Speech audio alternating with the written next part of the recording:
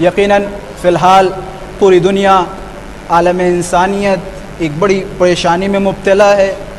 Corona virus نامی ایک وبا میں مختلف موتیں ہو رہی ہیں۔ ہم سب کا پہلا فریضہ احتیاط کریں، ایک دوسرے سے تعلقات کم کریں، اور جو بھی گائیڈ لائنز حکومتیں ہمیں دے رہی ہے ان تمام چیزوں کو فالو کریں۔ دوسرا، زیادہ سے زیادہ دعا کریں کہ پروردگارہ ہم سب کو اس وبا سے نجات دے، لیکن اس دعا کرنے کے طریقے میں تھوڑی سی تبدیلی لے کے آئے۔ ایسا ہوتا ہے، اور ماشاءاللہ سے آپ حضرات نے پورا سال یہ دیکھا، 2018 اور 2019 اٹھا کے دیکھیں، اور مختلف پریشانیاں ایک کے بعد ایک ہمارے سامنے آتی رہی۔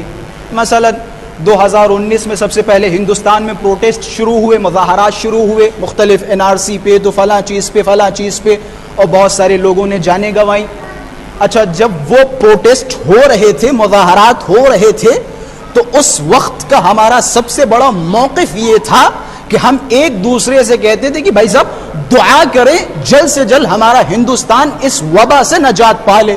بھائی غور کیجئے گا الفاظ میں آپ کو ایک منزل کی طرف لے کے جا رہا ہوں۔ جب وہ مشکل تھی تو ہم سب دعا کر رہے تھے پروردگارہ اس مشکل کو حل کرے۔ خوب، خدا نے وہ مشکل حل کر دی۔ ہوا کیا؟ وہ مشکل ختم ہی ہوئی، دوسری مشکل شروع ہو گئی۔ دنیا کے مختلف کونوں پہ مظاہرات شروع ہو گئے، ایران میں مظاہرات، عراق میں مظاہرات، امریکہ میں مظاہرات، لندن میں مظاہرات، رشیا میں مظاہرات، پوری دنیا میں مظاہرات پھیلے ہوئے۔ خوب، اس کے لیے دعا کی، پروردگارہ ان مظاہرات کو تمام فرما۔ ایک اور پریشانی سامنے آ گئی، اس پریشانی کے لیے دعا کی، پھر ایک پریشانی سامنے آ گئی، پھر آخر کار کورونا وائرس نامی ایک پریشانی ہم سب کے سامنے آئی۔ اب ہم سب کیا کر رہے؟ ہر مجلس میں بیٹھ رہے، اور ہر جمعے کے خطبوں میں اور ہر نماز کی دعاؤں میں ہم ہاتھوں کو بلند کر کے کہہ رہے پروردگارہ ہم سب کو اس وبا سے نجات دے۔ اب جملہ میرا سمجھیے گا خوب، اگر خدا نے نجات دے دی، آپ کی دعا قبول ہو گئی، اس کی کیا گارنٹی کہ اس کے بعد کوئی پریشانی نہیں آئے گی؟ اس کی کیا گارنٹی کہ اس کے بعد کوئی پریشانی نہیں آئے گی؟ اچھا، عقل مند کا فریضہ یہ ہے، عقل مند کی سوچ یہ ہونی چاہیے کسی ایسی شے کے لیے دعا کرے کہ جس کی قبولیت کے بعد ساری پریشانیوں کا حل نکلے۔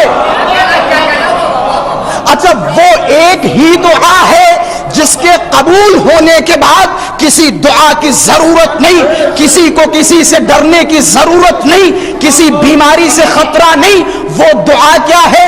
وہ دعا یہ ہے کہ ہر نمازوں میں بیٹھے، ہر مجلسوں میں بیٹھے اور ہاتھوں کو بلند کرے، خدا کی بارگاہ میں التماس کرے پروردگارہ ہمارے امام کے ظہور میں تعجیل فرما۔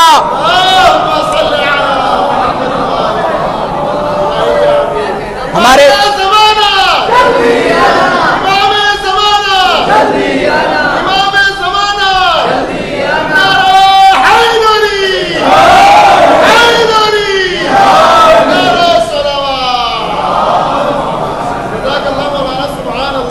صرف ایک واحد دعا ہے جس سے ہماری تمام پریشانیاں حل ہو سکتی ہیں، وہ ہے امام زمانہ کا وجود، امام زمانہ کا ظہور۔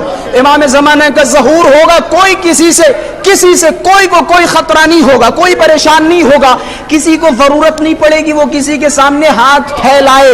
روایتوں کے جملے ہیں، جو انسان جہاں جائے گا زمین کا کوئی پتھر اٹھائے گا تو ہیرو جواہرات نکلیں گے، کسی کو کوئی پریشانی نہیں آئے گی، کوئی پریشانی نہیں ہوگی۔ وہ صرف اور صرف ایک دعا ہے، امام زمانہ کا ظہور۔ اچھا، یہ جو میں نے پورا مقدمہ بنایا تھا، اس مقدمے کو امام باقر علیہ السلام ہمارے پانچویں مولا کا بڑے خوبصورت الفاظ ہیں، ان الفاظ سے یہ بحث کو میں تمام کرتا ہوں۔ حضرت فرماتے ہیں، میں پوری اپنی بحث کا خلاصہ آپ حضرات کے سامنے بیان کر رہا ہوں۔ حضرت فرماتے ہیں اکثر الدعاء بتعجیل الفرج فإن ذلك فرجكم۔ جملوں پہ غور کیجئے گا، اکثر الدعاء، زیادہ تر دعا امام زمانہ کے ظہور کے لیے دعا کریں، امام زمانہ کے لیے کریں۔ مثلا کسی کو پیسے کی ضرورت ہے، وہ مصلی پہ جائے، یہ نہ کہ پروردگارہ مجھے پیسہ عطا کرے، دعا کرے پروردگارہ امام زمانہ کے ظہور میں تعجیل فرما۔ کسی کی بیٹیوں کی شادیاں نہیں ہو رہی، وہ مصلی پہ بیٹھے دعا کرے پروردگارہ امام کے ظہور میں تعجیل فرما. کوئی پریشان ہے تو وہ دعا کرے مولا کے ظہور میں تعجیل فرما. کیوں؟ کیونکہ مولا کے جملات ہیں زیادہ سے زیادہ دعائیں امام زمانہ کے ظہور کے لیے کرو، کیونکہ امام زمانہ کے ظہور میں تمہاری گشائش ہوگی. امام زمانہ کے ظہور میں تم بندشوں سے آزاد ہو جاؤ گے، تم پریشانیوں سے دور ہو جاؤ گے. صرف ایک دعا امام زمانہ. ہم سب کا فریضہ ہے، آخر الزمان ہے، آخری دور ہے، اہل فتنہ بہت زیادہ ہیں، چاروں طرف فتنہ و فساد ہے. اس فتنہ و فساد میں ہم سب کا سب سے اہم فریضہ ہے اپنے زمانے کے امام کو یاد کریں، اپنے زمانے کے امام کے لیے دعا کریں کہ خدا جلد سے جلد ان کے ظہور میں تعجیل فرمائے. امام زمانہ کے ظہور اور امام زمانہ کی سلامتی کے لیے باواز بلند صلوات ہدیہ فرمائے.